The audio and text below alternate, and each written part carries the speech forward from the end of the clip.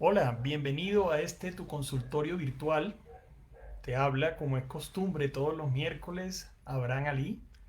Te recuerdo que yo soy neumólogo, internista e intensivista y he decidido crear este consultorio virtual para servir de soporte a muchos pacientes alrededor de nuestro país y en general de Latinoamérica para poder ayudar en los temas respiratorios.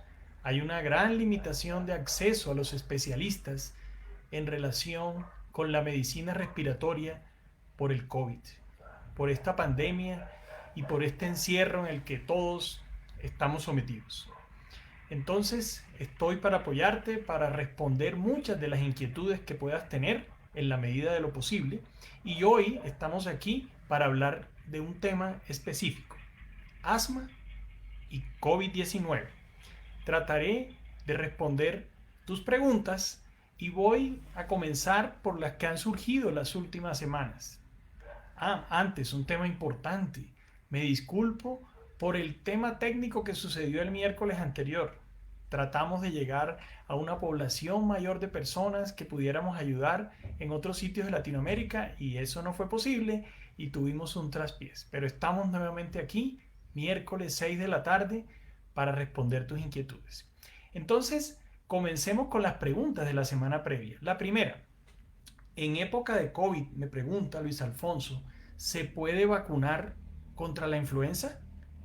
Esa es una pregunta que surge frecuentemente, incluso en la consulta médica me preguntan esa situación. Y siempre respondo de la misma manera. La influenza no se fue de vacaciones. Ha disminuido la importancia de la influenza porque las personas se están lavando las manos, porque las personas hacen aislamiento respiratorio, entonces la gripa ha venido en una importante disminución. Pero todo aquel que tenga indicación de vacunarse contra influenza debe vacunarse. Segundo punto, este es un tema complejo. Muchas personas necesitan a alguien que asista, que las ayude en su hogar en las labores domésticas. Entonces, cuando la cuarentena se está flexibilizando, me preguntan la opinión acerca de si se pueden traer las personas del servicio doméstico a trabajar en los diferentes hogares. Ya les dije que es bastante complicado entender esta pregunta, pero el punto esencial es, trae las personas, pero analiza el sitio donde vive la persona que trabaja contigo. Si es en una zona de alta prevalencia de COVID o lo que, por ejemplo, en Bogotá se denominan las zonas naranjas, no es una buena idea traer esas personas al hogar porque ese contacto estrecho puede llevar a riesgo dentro de tu hogar. La tercera pregunta viene de Liz Jiménez. Liz me pregunta que es asmática, tiene 55 años y viene en tratamiento con dos medicamentos, salmeterol, fluticasona y montelukast. Y le preocupa que desde febrero tiene una gripa con flemas, algunas veces se siente agitada y con dificultad para respirar, que requirió terapia respiratoria y mejoró pero persiste la gripa. ¿Qué le aconsejo? En este caso, lo principal es revisar tu técnica inhalatoria. Cuando las personas tienen un asma y tienen un tratamiento adecuado, en este caso el que tú recibes, salmeterol, fluticasona, que en general debería funcionar bien, la mayoría de las fallas en la respuesta y de la persistencia de los cuadros gripales está relacionado con que la técnica inhalatoria es inadecuada. Entonces, mira videos, yo tengo algunos videos en mi canal de YouTube, Pulmón Crítico, en el que puedes revisar cómo se utiliza específicamente ese inhalador que está recibiendo. Rosalba Muñoz me pregunta qué hace con una persona que tiene flema permanente y que no la puede sacar, pero que no tiene EPOC. Entonces, otra pregunta frecuente de la consulta. Eso, para que ustedes lo sepan, coloquialmente los neumólogos lo llamamos la secreción terrible, la que es imposible de eliminar. Tiene otros nombres más feos, pero por el momento dejémoslo allí. Esa secreción, esa flema, coloquialmente en algunos sitios de Colombia se denomina gargajo, cierro comillas, es complicadísima de salir en caso que la persona tenga enfermedad obstructiva pulmonar, asma o EPOC. Doña Rosalba me dice que no tiene EPOC, entonces hay que pensar en sinusitis que tenga moco que caiga persistentemente en la parte posterior de la laringe o que la persona tenga lo contrario, reflujo gastroesofágico que le irrita la pared posterior de la faringe, llega hasta la laringe y produce permanentemente la sensación de un cuerpo extraño en esa zona y se produce el deseo de la tos persistente, pero no va a salir lo que no puede salir porque no es realmente un moco, sino un edema de la vía respiratoria. También me pregunta que en Bogotá hubo 10 fallecidos por coronavirus, pero nunca dan los nombres de las personas, salvo en casos excepcionales como los primeros médicos que fallecieron por esa causa. Eso está perfecto. No debe darse el nombre de ninguno de los fallecidos. El tema de la defunción, de la historia clínica, es un asunto absolutamente privado entre el médico, el paciente y posiblemente extendido a la familia. Nadie debe conocer nombres de las personas que han fallecido por ningún tipo de enfermedades. Silvana Margarita Pérez Molina me pregunta, mi esposo tuvo tuberculosis, pero él terminó su tratamiento, pero sigue con tos, cualquier polvo de la edad rinitis, estuvimos en clima cálido, pasó bien sin toser, pero al volver a Bogotá nuevamente tuvo tos. Eso es un tema relacionado con que la tuberculosis genera irritación de los bronquios. Esa irritación de los bronquios genera un problema que se llama disfunción reactiva de la vía aérea, que consiste en que la vía aérea se comporta como si fuera asmático, quedan totalmente denudada, pelada la vía respiratoria y esa situación lleva a que las personas, en ese caso, se le cierra el bronquio cuando hay estímulos relacionados con exposición a frío o con algún tipo de agentes irritantes. Eso es lo que sucede en esos casos. A ver, ahora José Picado 20. Tengo que montarme en un avión pronto, pero tengo miedo que me falte el aire en las alturas. Así como con la presurización en el avión me da miedo, me da ansiedad en que no pueda respirar por la nariz y esto me da temor de nariz tapada. Bueno, en general es describiendo toda la situación que se presenta cuando van las personas en un avión. Entonces, los aviones, para tu tranquilidad, José, con la presurización, tienen exactamente la misma atmósfera en cuanto a oxígeno que se tiene en un avión en la ciudad de Bogotá. Entonces, si tú en la ciudad de Bogotá, por ejemplo, o a la altura similar, deambulas por una calle sin problema, ese mismo oxígeno lo vas a tener en un avión, no importa si está a 40.000 pies. Eso puede ayudar a que no se relacione en la mente algo como que allá arriba hay muy poquito oxígeno, pues hay el oxígeno exactamente que hay a una ciudad de 2.600 metros de altura. Karina, quiere orientación y lineamiento sobre la extubación de un paciente COVID en cuidado intensivo. Esa es una pregunta de muy alto nivel en relación con que es algo especializado. Voy a darte unos detalles muy pequeños. Si un paciente está en falla respiratoria, está en cuidado intensivo, intubado y su proceso de recuperación le permite a través del tubo ese que tiene quitarle el respirador y tener una respiración espontánea normal, eso es lo perfecto. En ese momento está sometido a algo que se llama prueba de respiración espontánea y el paso siguiente, si la persona no tiene demasiado soporte de los que se dan cuidado intensivo, es retirar el tubo y mirar la respuesta del paciente. Es una respuesta grande, pero recuerde que este consultorio virtual no está dirigido al cuerpo médico, sino a los pacientes. Entonces, Marilyn Guamán, ella pregunta acerca de un tema relacionado con reflujo gastroesofágico y comenta que tiene una tos persistente, que no se mejora, que en ocasiones le dan cetiricina, que su hijo tiene un cuadro de tos que han podido relacionar en un momento dado con reflujo y quiere saber, a pesar que su otra hija no tiene un cuadro de tos, por qué el niño de 10 años sí lo presenta y que sí puede ser reflujo.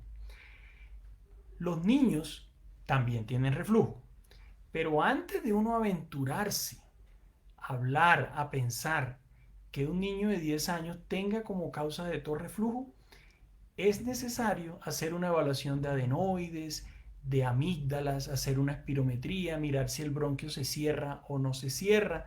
Y yo pienso que en esta situación no es la primera opción a tener en cuenta, y eso sí lo debes hablar con tu médico. Ahora, Marcela Penagos. Muy buenas tardes, doctor. ¿Puede una persona desarrollar asma cuando en su niñez ni en su juventud la padeció? Excelente pregunta. Eso se llama, la respuesta es sí, y eso se llama asma de aparición en el adulto. Resulta que los adultos en el curso de la vida pueden estar sometidos a una serie de alergenos, sustancias que le estimulan un proceso alérgico, por ejemplo, o pueden tener por otro lado obesidad extrema y algunos de los genes se le activan, los que tenía dormido, y le generan un cierre bronquial. Entonces, la persona a cualquier edad de su vida puede desarrollar asma, y es un tipo de asma especial un poco más difícil de tratar y que se trata con medicamentos diferentes. Zulay Penagos, quedan dos preguntas y después paso a lo que tengo que comentarte directamente del asma. Zulay, buena tarde. ¿Qué tan efectiva es la ivermectina en el COVID y si en Colombia se está utilizando?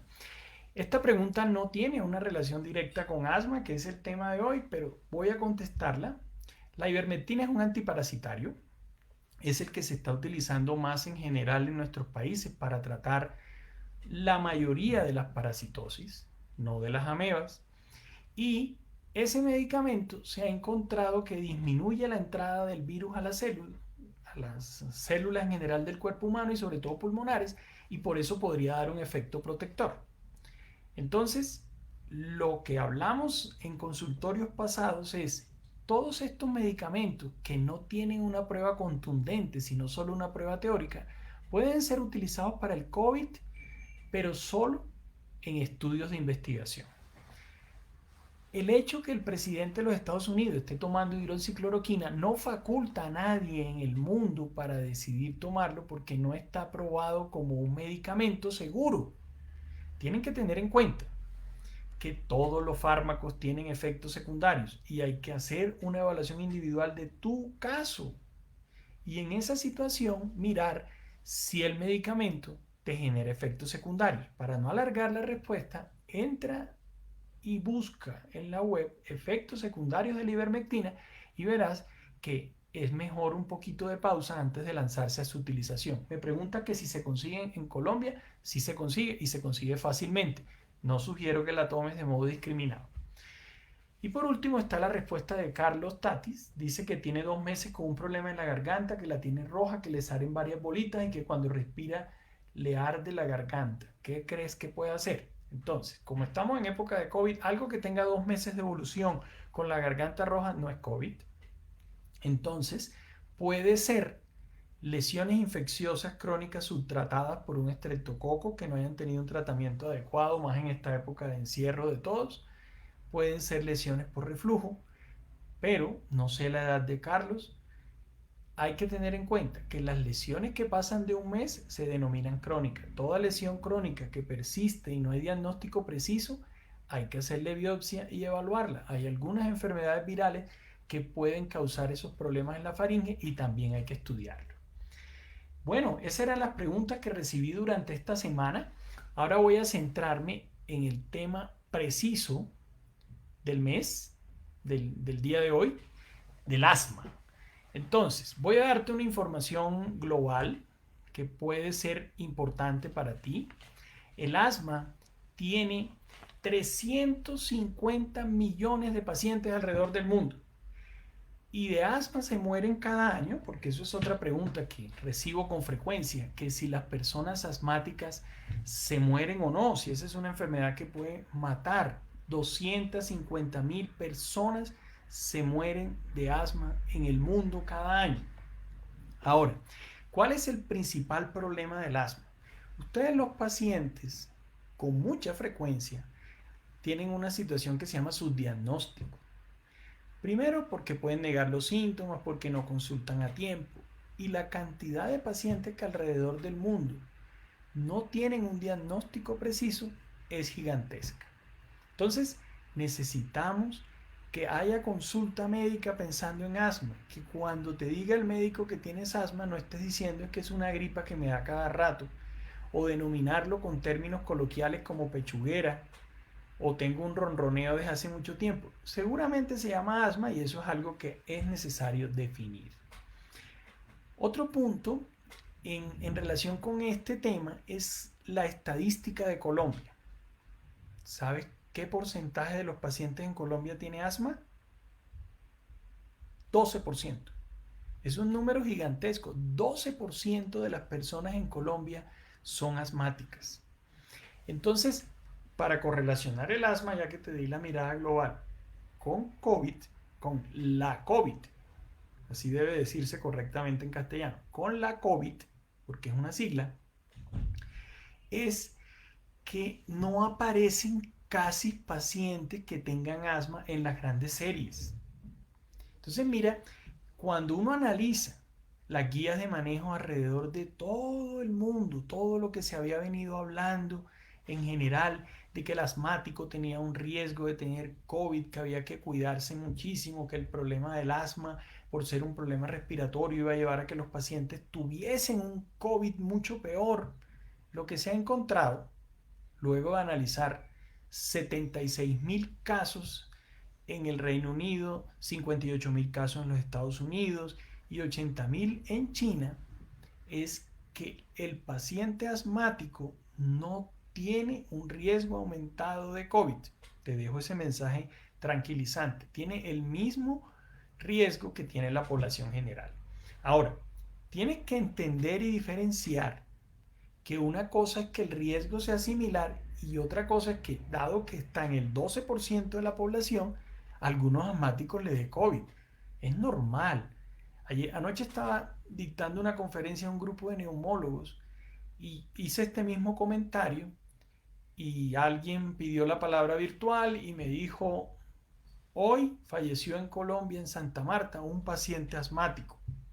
Y le dije, casualmente, el 12% de las personas con COVID pudiera tener asma, pero es parte de la evolución normal de la población, no que es un factor de riesgo. Es importante que entiendas eso. Ahora, superado ese tema, ¿será que los pacientes con COVID les va peor cuando son asmáticos? Entonces, ahí el tema puntual es tener el asma bien controlada. Si el asma está bien controlada, el COVID no te tendría que dar de forma más agresiva. El resultado clínico debería ser exactamente igual. Pero si tú eres de las personas que no usa de modo adecuado el tratamiento o los inhaladores, si llegase a darte COVID, tendrías probablemente una manifestación clínica mucho más severa y tendrías problemas para estabilizar tu enfermedad. ¿Eso significa que vas a llegar a una unidad de cuidado intensivo? Pues mira que cuando se han analizado los pacientes enfermos por coronavirus que llegan a cuidado intensivo y son intubados, no hay más ataques de asma tampoco. Ya te he dado dos mensajes de tranquilidad, pero hay un mensaje que te compromete a tener un comportamiento adecuado con tu enfermedad, los fármacos adecuados, usados de la manera correcta, con las técnicas si son inhaladores correctas, a los horarios adecuados. No presumir, porque te sientes bien del asma, que no debes recibir tratamiento y abandonas los medicamentos. Ese sería un error realmente terrible. Entonces, vamos a volver a un tema que te da una visión importante de la situación y son los síntomas. ¿Cómo sabe un paciente asmático que tiene COVID si resulta que el COVID se manifiesta con ahogo, con problemas respiratorios, con algo de dolor torácico y de pronto los asmáticos pueden tener un problema similar? Entonces, los pacientes asmáticos en crisis no tienen fiebre y la fiebre se presenta en el 80% de las series.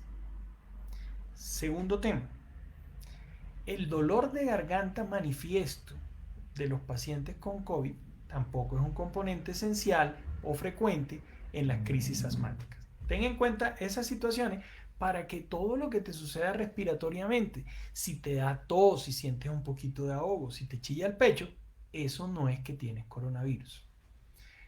Ahora, ¿qué puede estar explicando de una forma muy fácil el hecho que los pacientes con asma no estén presentándose en las grandes series encontradas en los países donde ha habido tanto esta enfermedad?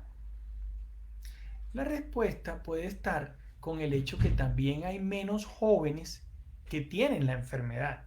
Y como el asma en general, y lo han preguntado antes, es una enfermedad de jóvenes, entonces la prevalencia de la misma también se disminuye.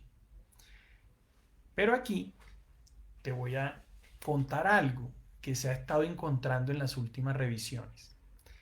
Existe una posibilidad que aquellas personas que usan inhaladores con corticoides inhalados, entiéndase fluticasona, budesonida, beclometasona, ciclesonide, pudieran tener un efecto protector contra el COVID, porque los corticoides son capaces de disminuir esos receptores que son los que permiten que allí se fije el COVID. Entonces, lo disminuyen en cierta forma cuando tienen el medicamento indicado. Eso mismo se ha encontrado en los inhaladores nasales. Fíjate que los inhaladores nasales tienen una característica asociada y es que se usan por rinitis alérgica en los pacientes asmáticos también y parecen generar un efecto protector de la entrada del COVID por la nariz. Ahora, biológicos. Los biológicos son medicamentos supremamente costosos por demás que son el último descubrimiento para pacientes asmáticos. Pues tienen menos de una década o cerca de una década. Esos medicamentos tienen un alto poder antiinflamatorio. Entonces se ha pensado y algunos pacientes consultan preocupados porque si no permite que se inflame el cuerpo, ¿será que eso impide la llegada del COVID? ¿Impide que el COVID, que el organismo genere una defensa adecuada contra el COVID? La respuesta es no. Hay que seguir utilizando los medicamentos biológicos que te haya formulado tu médico. Todas las guías internacionales tienen descripciones importantes de cómo debe ser el comportamiento correcto de los biológicos y una de esas cosas es no suspenderlo. Hay algo que se llaman los corticoides orales, prednisona, que se toma durante 5 días durante una semana. Allí debes tener en cuenta que si el médico te formula ese corticoide que baja las defensas en cierta manera, en ciclo corto hay que utilizarlo. Porque sería lamentable que tu enfermedad asmática no vaya evolucionando bien y te cause una hospitalización y tú no tomes el medicamento pensando en que te puede dar COVID. Los biológicos, volviendo a ellos, tienen técnicas de autoadministración. Entonces, hoy en día, una forma es no ir a los hospitales a colocarse esos medicamentos, sino utilizarlos en el hogar en forma de autoadministración subcutánea o pedir a las empresas promotoras de salud, en el caso de Colombia, la GPS, que te mande un proveedor para colocarte esa medicación en casa. Termino mi presentación con 2 puntos. 1. Escoger entre nebulizaciones e inhaladores. Si tú estás en casa, tienes un hijo asmático o tu familiar tiene asma y dentro del núcleo familiar se nebulizan los pacientes, no hay ningún problema. Puedes utilizar las nebulizaciones, los 3 mililitros de solución salina más las gotas del medicamento que te hayan formulado, sin inconveniente. Pero las micronebulizaciones no deben ser utilizadas en general en los ambientes de salud. Entonces, si vas a un servicio de urgencia, un consultorio donde una terapeuta, lo ideal es que no te pongan nebulización, porque la nebulización facilita de modo notable el aerosol y el aerosol es el conductor del COVID. Entonces, se prefiere inhaladores de dosis medida. Ahora, espirometría. Cuando inició todo el tema del COVID, lo que se decía es no se puede hacer espirometría a nadie, ese es un tema complicadísimo, eso no es correcto, vamos a poner en riesgo al personal de salud y a los pacientes porque la espirometría es como se diagnostica el asma, así, a través de un tubo y de un equipo que mide eso. Hoy en día ya se comenzaron a hacer espirometrías. ¿A qué te invito? A que te hagas espirometría si está indicada en un sitio confiable, donde existan todas las medidas adecuadas, donde exista la protección con caretas, con una N95, donde tú veas que los equipos se abren perfectamente y que no son situaciones reusadas, que los equipos tienen filtros.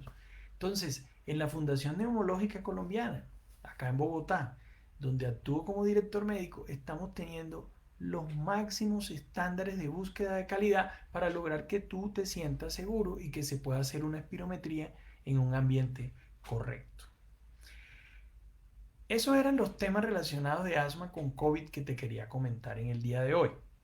Vamos a mirar algunos de los comentarios que aparecen acá en el chat y responder las preguntas en vivo como siempre me he comprometido. Saludos a Chafía Correa, a Livia Molina, a Mari Sáenz, gran enfermera, conocedora muchísimo de los pacientes crónicos. Juliano, que siempre está presente, saludos. Hugo Roa pregunta, ¿tengo simulaciones nocturnas? Mi neumólogo me recomienda salbutamol todas las noches. ¿Será que tengo asma? Yo creo que quedó escrito raro, Hugo. Muy seguramente son sibilancias nocturnas, es decir, chilladera de pecho durante la noche. Aquí te hago una precaución importante. Mira, te pido que tengas en cuenta un detalle trascendental. Hay que definir si tienes asma, si tienes EPOC o si tienes otra cosa. Si tienes asma, hoy en día utilizar salbutamol para el tratamiento del asma solito no es correcto. Eso te pone en riesgo y nuevamente en otras series diferentes no relacionadas con COVID se encontró que la persona que usa salbutamol solito está en mayor riesgo de tener complicaciones e incluso la muerte. Por eso, todas las asociaciones mundiales de tratamiento de asma piden que al salbutamol se le agregue otro medicamento que desinflame la vía aérea para que estés protegido. Entonces, diagnóstico. Indira La Torre, aquí a Hugo había corregido, dijo sibilaciones, es sibilancias Hugo. Pregunta Livia, ¿cuántas veces se puede contagiar de virus a una persona? No pregunta por el coronavirus Livia. Entonces, ven te contesto. Las personas que se contagian de gripa, la protección contra una de las gripas específicas dura un año. Entonces, si uno le da una gripa ahora por un rinovirus específico, por un adenovirus, que es mucho más agresivo, por algunos de los virus que hay, esa protección de ese virus dura un año. En el caso del COVID no se sabe cuánto dura. Lo cierto es que estar pensando que las personas sí le están dando COVID a repetición, como en algunos casos ha aparecido en la prensa, es mejor no tener ese concepto en cuenta por ahorita. Johnny, juicioso en su cuarentena, pregunta también Hugo cuál es la diferencia entre asma y EPOC. La diferencia enorme está relacionada con el factor de riesgo. Es improbable, es posible, pero improbable que a una persona le dé EPOC sin haber fumado, sin que le haya dado tuberculosis, sin haber cocinado con leña o sin haber tenido una exposición en una empresa que produzca humo o factores tóxicos en forma de partículas. Eso es realmente difícil que suceda. Entonces, allí es necesario para el diagnóstico del asma entender la parte familiar, la parte genética, cómo es la presentación clínica, qué tanta obstrucción hay en la espirometría, si la espirometría mejora o no con el uso del broncodilatador, con el inhalador. Son un montón de cosas. Hoy en día hay una enfermedad que se llama ACO, ACO, es la superposición del asma con la EPOC. Entonces, a veces es complicadísimo entender, saber cuál es la verdadera razón diagnóstica de una persona. Muchos médicos patinan en esta situación y en ocasiones, como los tratamientos se parecen pero no son iguales, la situación queda sin un diagnóstico específico. a veces cuando el caso no va bien, debería tener una valoración de neumólogo. Leslie llegó retrasada. Tamini, saludo, bendiciones. María del Carmen Ropero pregunta, doctor, ahora dicen que desinfectar las calles no sirve contra el COVID y puede causar enfermedades. Claro que no sirve. Yo estoy de acuerdo 100% con la Organización Mundial de la Salud. Desinfectar calles, generar aspersión sobre las personas, los seres humanos que los meten en un túnel y en ese túnel le echan un montón de alcohol. Eso no es el secreto, ya lo hemos hablado antes. El secreto está tapabocas, mascarilla, aislamiento social y lavado de manos. Yo podría tener el COVID debajo de mi chaqueta, suponiendo, y si me generan una aspersión en el cuerpo, podrán de pronto matar algunos COVID en la chaqueta, pero ¿qué pasa con la parte de abajo? Es decir, esa es una estrategia poco efectiva.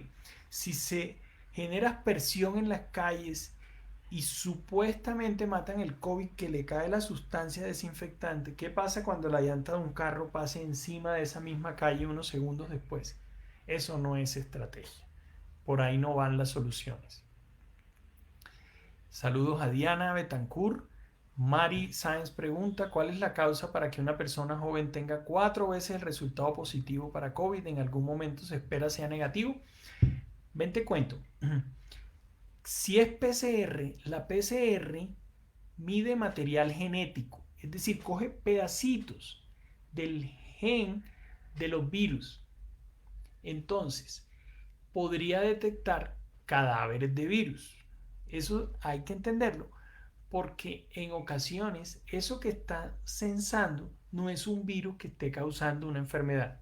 Primer punto. Segundo punto, las personas pueden contaminarse con la prueba, es decir, tener la enfermedad, su familiar tener la enfermedad y esta persona está curada, esta otra está enferma, le tose, le echa el coronavirus encima, se hace la prueba da positiva, pero resulta que no es enfermedad, es un coronavirus que llegó a ese sitio. Coronavirus y PCR no es igual a enfermedad. Y el tercer punto son los falsos positivos. Todas las pruebas del mundo, por perfectas que sean, tienen resultados falsos positivos. Y el cuarto punto es la eliminación del virus puede ser menor en algunas personas y por eso persistir positivo. Puede ser que una persona tenga inmunosupresión, disminución de las defensas y en ese caso persistir el COVID positivo y sí tratarse de una actividad de enfermedad, Mari. Juana Gómez dice, ¿qué tan cierto es que el tabique desviado genera dificultad para respirar? Bueno, eso lo relacionan con la apnea del sueño. Entonces, los pacientes que uno le diagnostica apnea del sueño y que les indica un CPAP, con frecuencia dicen, pero es que tengo el tabique desviado, esa no será la causa de la apnea. No es la causa de la apnea. Recuerden que en la valoración de polisomnograma se mira también el paso del aire a través de la boca, por donde está roncando la persona. Ahí también hay sensores. Y si hay una obstrucción nasal, eso también se determina a través del polisomnograma. Entonces, es poco frecuente que la obstrucción nasal genere ese problema en la apnea del sueño, pero a veces es un factor que deteriora la apnea. Ahora, la persona que tiene obstrucción nasal puede sentir ahogo acá. Lo usual es que si la obstrucción nasal es severa, la persona se vuelve un respirador oral. Entonces, a veces notan las personas que hablan de esta manera, requieren respirar por la boca. Si llevan muchos años en esa situación, ni se percatan. Si la obstrucción es frecuente, van a tener sensación de ahogo más psicológica que real, porque en realidad no está bajando el oxígeno. Luz Helena dice, se dice que el COVID tiene incidencia con trombosis. ¿Sería válido tomar aspirineta diaria para protegernos a los que tenemos asma? Ni se te ocurra hacer eso. La aspirina se ha relacionado en un 20 a 30% con asma. Por sí misma, la aspirina puede producir asma. Hace parte del grupo de los AINES. Entonces, no conozco tu caso en especial, pero hasta que tengas una valoración, no hagas eso. Además, no sirve para problemas del COVID. El COVID sí puede generar trombosis, sí se ha asociado, pero no se trata con aspirina ni previene nada. No lo hagas. Heidi Pérez, ¿cuál es la razón que los pacientes con COVID que están intubados los colocan boca abajo? A ver, eso se llama posición prona. Cuando uno se acuesta en su cama y se acuesta boca arriba, la parte más grande del pulmón queda hacia atrás. Entonces uno comienza a ventilar con la parte anterior del pulmón. Esa parte anterior del pulmón tiene menos capacidad de respirar y de oxigenar. En todo paciente, COVID o no COVID, si se pone boca abajo, entonces la parte grande del pulmón queda hacia arriba y se expande un montón. Entonces, colocar los pacientes en prono boca abajo facilita la ventilación. Bueno, Diana Darlis Esther García tiene rinitis, los antialérgicos ya no le sirven, por lo tanto refiere no tomarlo, siempre estornuda, hay días que se convierte en estornudos muy seguidos, con secreción, se tapa la nariz y se enrojece. ¿Qué hacer? Hay muchas alternativas, pero nuevamente, todo depende del diagnóstico preciso. En ocasiones, el tratamiento no siempre son los antihistamínicos. Existen medicamentos que se pueden utilizar tópicos nasales y que generan desinflamación mucho mayor de lo que generan los antihistamínicos. Entonces las drogas de elección son los esteroides inhalados por la nariz y además existen otros medicamentos que secan las secreciones de la nariz en aquellas personas que permanentemente están obstruidos y con moqueo. Darly dice que no se escucha, pero Ana María abajo dice que se escucha con claridad, entonces no sabría. Vicky Jiménez está juiciosa escuchando la charla sobre el asma. Juliano dice que los resultados de las pruebas rápidas de COVID, los resultados de las pruebas rápidas que se practican para COVID pueden verse afectados por enfermedades previas diferentes al COVID, por ejemplo, gripa, faringitis, sinusitis, etc. Importante esa pregunta, porque resulta que depende la prueba hacia qué se dirige.